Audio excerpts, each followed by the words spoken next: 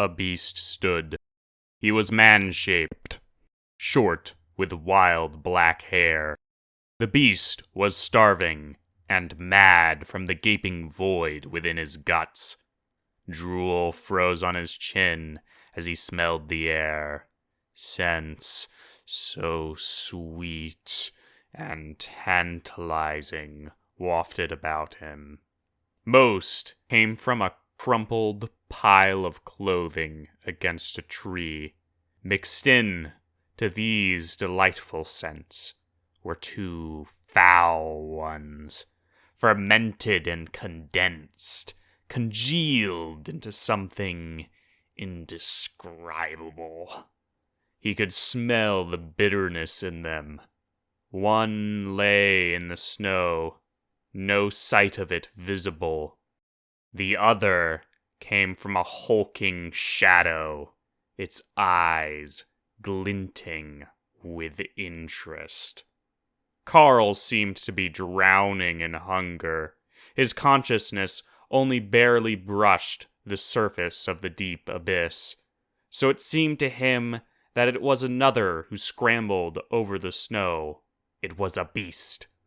All that had once been Carl was consumed by the black void of hunger. It scrambled towards the lump in the snow, so tender, so sweet. It tore at the cloth, unthinking. The flesh within. It had to get to the flesh within. Carl started to panic. He felt like great weights held his arms and legs down in a vast and turbulent ocean as he struggled against the beast. The beast hunched over the lump. Its hand reached out and grasped the warm flesh beneath the cloth. Terran was barely conscious, and his eyes had the look of a man who could see, but only that which was not before him. Nora? He gasped out, his teeth chattering. The beast froze. It stumbled back. A hand pressed into its chest. Blood seeped around Carl's fingers. The beast growled as its hand clawed at its skull. Hair came free in great clumps as Carl's back arched in pain. Blood and bone came free as the clawing hand slipped towards the brain. God, forgive me, Carl's lips muttered, as his fingers closed on the beast's heart. A sad smile spread across his lips as all the unholy strength left him.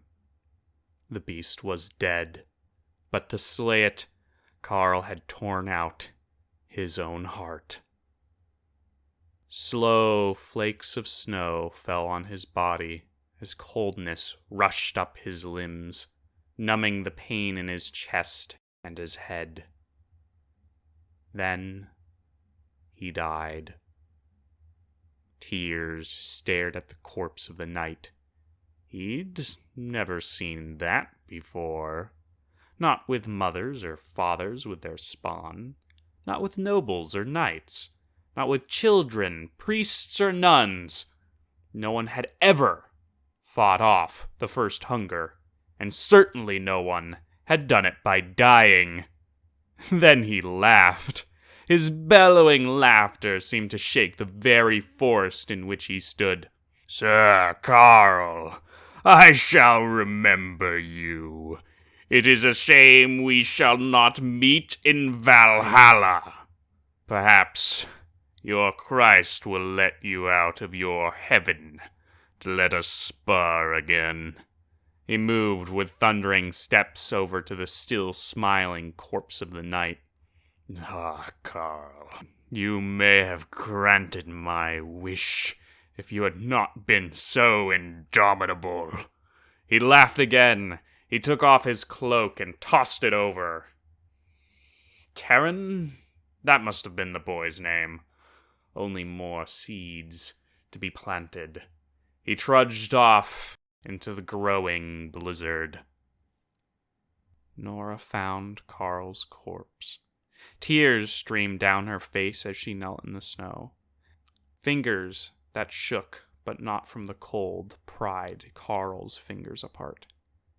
She only wanted to hold his hand, but what she found there horrified her.